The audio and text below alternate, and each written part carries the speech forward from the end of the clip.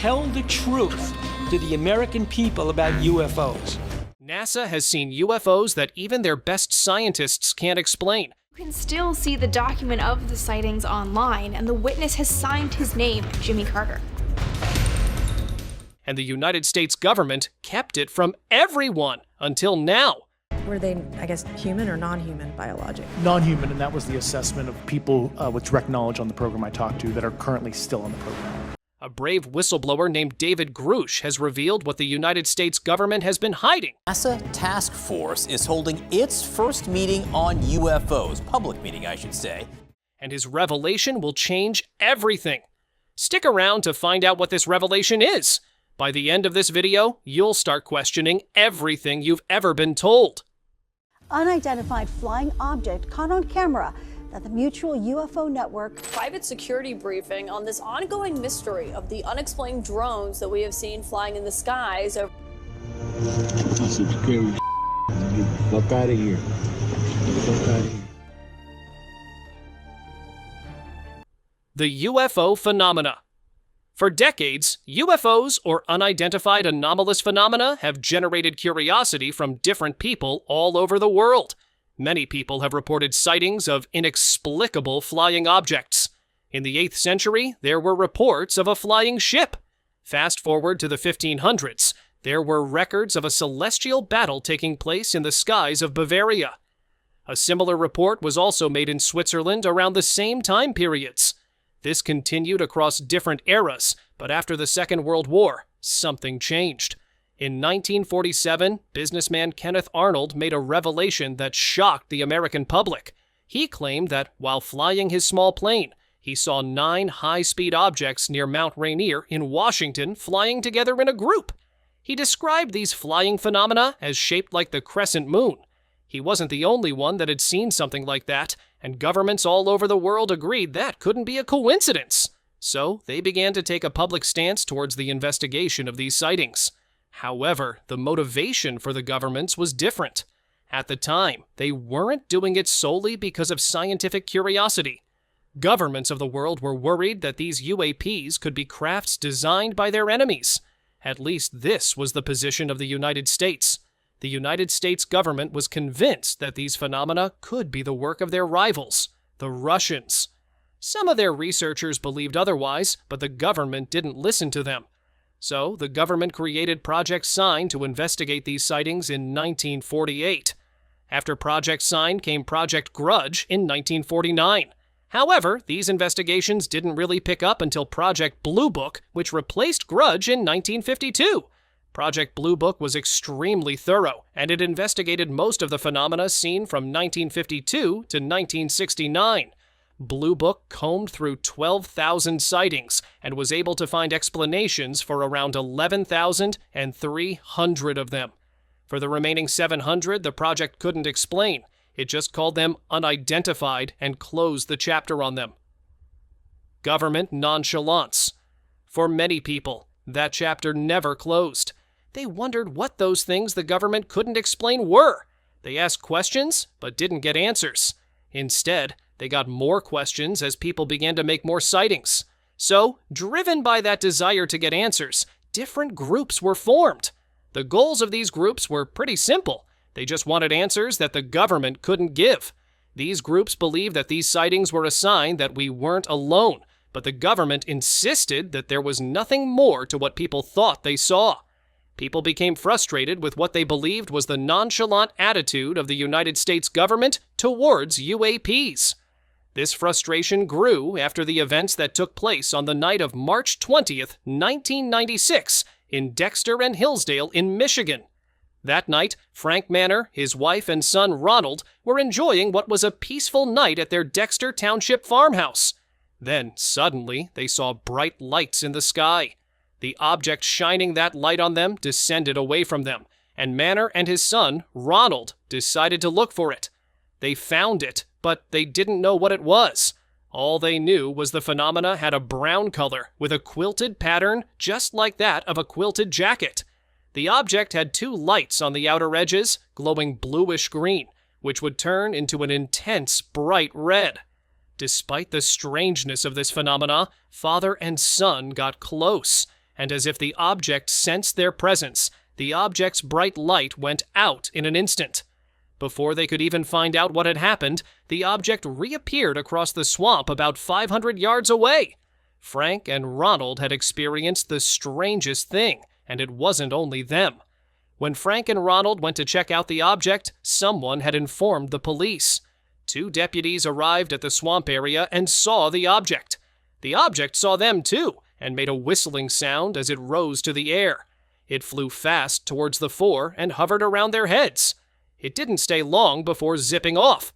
If the 4 thought they were going crazy, someone else saw it. Dexter police officer Robert Hunewill parked at an intersection near the farmhouse, but he wasn't alone. Something hovered over his patrol car and made continued trips over the swamp Frank and the others had first seen it. The object did this for about 5 to 10 minutes before 3 other objects joined it. The 4 objects formed pairs of 2 before they all disappeared into the sky. It wasn't only Frank, his son, and deputies that witnessed this strange event. Other people around Michigan also had their own experiences.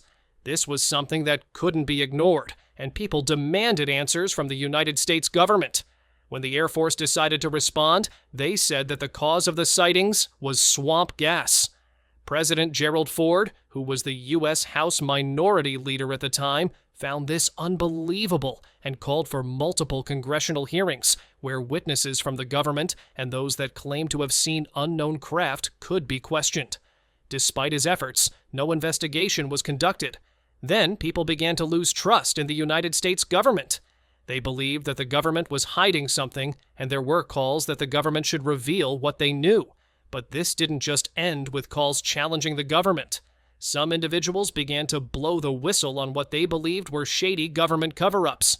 With the way the U.S. government handled the events of March 20, 1996, people believed these whistleblowers, and year after year, the whistleblowing increased. Although it seemed that the whistleblowing was in vain, because these individuals weren't highly placed enough to provide concrete evidence. So these whistleblowers were easily dismissed. However, people still wanted answers, and in 1973, they believed they were going to get it. President Carter's revelation. The governor of Georgia at the time, who would later become president, Jimmy Carter, made a declaration. One evening in 1969, Carter was about to give a speech at a Lions Club meeting. This was during the build-up to the elections that would eventually see him become the governor of Georgia in 1971. Then, at about 7:15, one of the guests Carter was about to give his speech looked amazed. The guest wasn't wowed by Carter's regal bearing. The guest had seen something and called Carter's attention to it. Carter and the other guests at the meeting turned their attention to what the other person had seen. They saw a strange, bright white object. The object shone so brightly that it looked like a mini moon, but this moon moved in their direction. However, this object stopped beyond some pine trees a few distance from them. It was as if it saw them. Then the object changed color, first to blue, then to red, then back to white, and backed away from them before disappearing into the distance. Despite this declaration, nothing happened. People who were excited that they would finally get some sort of explanation into the strange things they had seen were stunned. However, the investigation into what Carter revealed that had waited for finally happened, and it did in 1976. However, people didn't get the answers they wanted. The explanation that was given was that Carter and the other guests had seen the planet Venus and had mistaken it for a flying object. Many found the explanation that was given absurd, and when attention turned to those who had witnessed it, some of the guests who had witnessed the event alongside Carter claimed they had forgotten it, and those that didn't forget said what happened wasn't so incredible. What was going on? Why did the people who had witnessed the event with Carter change their tune? They wouldn't be the only ones. Carter, who had promised to look into UFOs when elected, distanced himself from the promise after he won. He said he couldn't order that UFOs be looked into because of defense implications. What did Carter mean by defense implications? For many years, no one knew until June 5th, 2023. The David Grusch revelation. David Grusch is an Afghanistan combat veteran and a former USAF intelligence officer. He worked in the National Geospatial Intelligence Agency and the National Reconnaissance Office, the NRO. Grusch was the representative of the NRO to the Unidentified Aerial Phenomena Task Force from 2019 to 2021, and he assisted in drafting the National Defense Authorization Act of 2023. The act contains provisions for reporting of UFOs, including whistleblower protections and exemptions to non-disclosure orders and agreements. With the act in place, Grusch did something that the government didn't predict. He approached independent journalists Leslie Kean and Ralph Blumenthal and gave them an interview on what he had discovered while working for the government. Leslie and Ralph took Grusch's story to the New York Times, but they declined to publish the story. Not discouraged, they took the story to Politico, and they also decided they weren't going to publish it. They found what Grusch said to be unbelievable. Grusch had claimed that the United States government had been covering up information about UFOs. The journalists took the story to the Washington Post. The Washington Post took interest in the story, and the two journalists felt relieved. The Washington Post asked for time to fact-check, and the journalists agreed. But then the Washington Post began to take their time with the fact-check, which frustrated Leslie and Ralph. Leslie had already conducted a background on Grusch by interviewing Carl Nell, a retired Army colonel who was also on the UFO task force, and a U.S. intelligence official at the National Air and Space Intelligence Center who described himself as Jonathan Gray. According to Leslie, Nell called Grusch beyond reproach, and he and both Nell and Gray supported Grusch's claims about a cover-up. Grusch began to receive threatening phone calls. Someone at the office had found out what he wanted to do, and they weren't happy. To protect Grusch, Leslie and Ralph gave their story to The Debrief, a website that describes itself as self-funded and specializing in frontier science. In that story, Grusch didn't only talk about a cover-up. He also revealed that the United States had a secret UFO retrieval and reverse engineering program. These revelations were already stunning, but Grusch was just getting started. He also revealed that the United States federal government had multiple spacecraft that could fill up a football field. According to Grusch, the United States had corpses of the pilots that were those extraterrestrial spacecrafts. Already, the whole world was reeling from these revelations. And just when it couldn't get any more shocking, Grusch dropped a bombshell. The executive arm of the United States government was doing all of this without letting Congress know, and they were using a budget the Congress didn't know about. So the government had been stealing from taxpayers' money to work on UFOs. Grusch said he spoke to officials who revealed that those who weren't willing to cooperate with the government would be taken out of the equation permanently. Grusch's revelation caused a shockwave. Its impact was so great that French newspaper Le Parisien called him for another interview on June 7, 2023. He told the newspaper that UFOs could be coming from extra dimensions, and that the U.S. government transferred some crashed UFOs to a defense contractor. Then, in what many found bone-chilling, he claimed that some UFOs attacked people. Does this mean alien abductions are real? Also, could this be a confirmation of what a 1990s declassified CIA report claims? That report was gotten from the Soviet Union after it collapsed in 1991.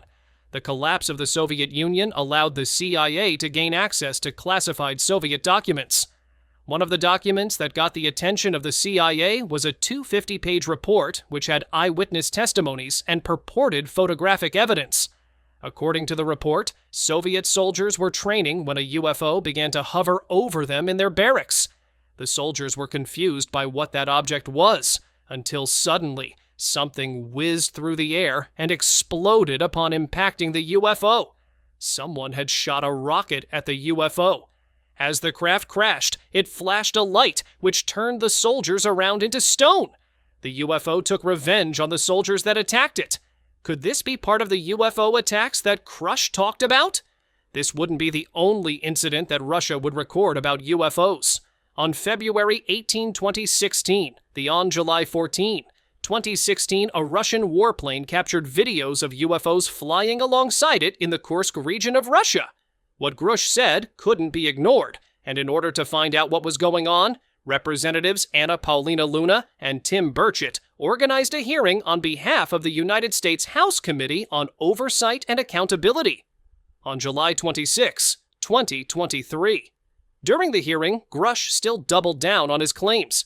He insisted that the United States had been retrieving and reverse engineering alien tech for years. He said that he hadn't seen the corpses and the alien spaceships because of his security clearance, but those who had seen them told him what he had seen. He insisted that the people that told him weren't giving him hearsay, but had direct knowledge. Grusch revealed his witnesses were 40 in number, and that what he had found out took him 4 years of investigation. At the hearing, Grusch claimed his revelation was at a personal disadvantage to himself. He said he and several other colleagues had suffered administrative terrorism.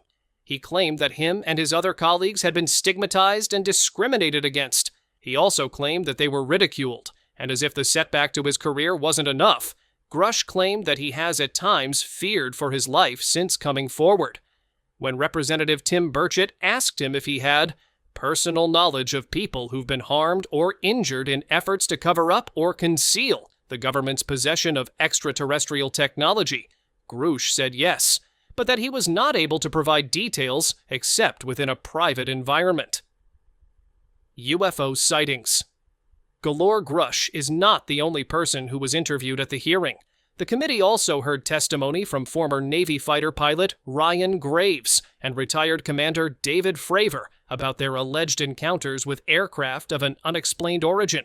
Graves, who equally spoke about the stigma that he and his colleagues faced when he first made his revelations in 2014, recounted his incident with a flying object off the coast of Virginia Beach the same year. On that day, in that year, Graves and his colleagues were flying their F-18 around the coast of Virginia Beach.